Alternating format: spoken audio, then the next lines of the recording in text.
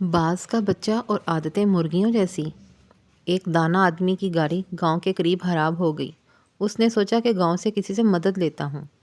वो जैसे ही गांव में दाखिल हुआ तो उसने देखा एक बूढ़ा शख्स चारपाई पर बैठा है और उसके करीब मुर्गियां दाना चुग रही हैं। और उन मुर्गियों में एक बाज का बच्चा भी है जो मुर्गियों की तरह दाने चुग रहा है। वो हैरान हुआ और अपनी गाड़ी को भूलकर उस बुरे शख्स से कहने लगा कि ये कैसे खिलाफ़े कुदरत मुमकिन हुआ कि एक बाज का बच्चा ज़मीन पर मुर्गियों के साथ दाने चुग रहा है। तो उस बुरे शख्स ने कहा, दरअसल ये बाज का बच्चा सिर्फ एक दिन का था। जब ये पहाड़ पर मुझे गिरा हुआ मिला, मैं इसे उठा लाया। ये ज़ख्मी था।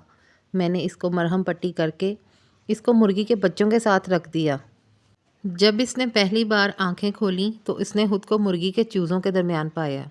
ये खुद को चूज़ा समझने लगा और दूसरे चूज़ों के साथ साथ उसने भी दाना चुगना सीख लिया। उसी दाना शख्स ने गांव वाले से दरख्वास्त की कि ये बाज का बच्चा मुझे दे दें तोहफे के तौर पर, या उसकी कीमत ले लें। मैं इस पर तहकीक करना चाहता हूँ।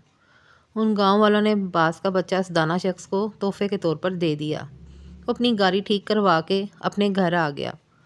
वो रोज़ाना बाज के बच्चे को छत से नीचे फेंक देता, मगर बाज का बच्चा मुर्गी की तरह अपने परों को सुकेर कर गर्दन उसमें छुपा लेता। वो रोज़ाना बिला नागा बाज के बच्चे को अपने सामने टेबल पर बिठाता और उसे कहता कि तू बाज का बच्चा है, मुर्गी का नहीं। अपनी पहचान कर। इसी तरह उसने कई दिन तक उर्दू, पंजाबी, सिंधी, सराइकी, पश्तो हर ज़ुबान में इस बच्चे को कहा कि तू बाज का बच्चा है, मुर्गी का नहीं। अपनी पहचान कर, अपने आप को पहचानने की कोशिश कर।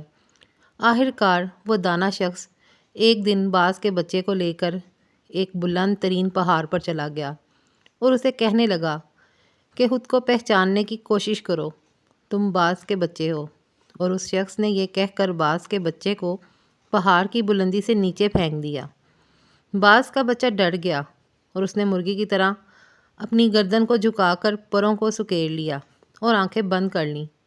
थोड़ी देर बाद उसने आंखें खोलीं तो उसने देखा कि ज़मीन तो अभी बहुत दूर है। तो उसने अपने पर फड़फड़ाए और उड़ने की कोशिश करने लगा।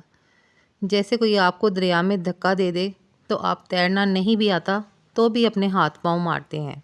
थोड़ी ही देर में वो अपने आप को बैलेंस करने लगा, क्योंकि बाज में उड़ने की सलाहियत खुदा ने रखी होती है। थोड़ी देर में वो और ऊंचा उड़ने लगा। वो खुशी से चीखने लगा और ऊपर ऊपर जाने लगा। कुछ ही देर में वो उस दाना शख्स से भी ऊपर निकल गया और नीचे निगाहें करके उसका एहसानमंद होने लगा।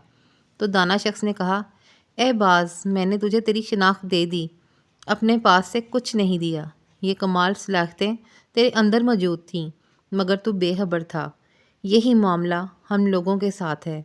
हमारी एक ख़ास शिनाख्त है। हम एक ख़ास उम्मत के अरकान हैं। हम एक एटमी मुल्क के शहरी हैं। हमारे अंदर अल्लाह रब्बुल इज़्ज़त ने बेपनाह सलाहियतें रखी हैं, मगर प्रॉब्लम यह है कि हमारे इर्द गिर्द बेशुमार मुर्गियां हैं जो मुसलसल हमको बताते हैं कि हम बाज के बच्चे नहीं, मुर्गी के बच्चे हैं।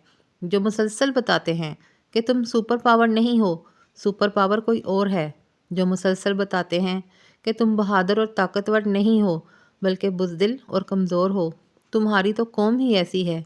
कामयाबी की शर्त यह है कि हम खुद को पहचानने की कोशिश करें, ताकि हम एक बेहतरीन उम्मत और बेहतरीन कौम बनकर इस मुल्क की तामीर और तरक्की में अपना किरदार अदा करें।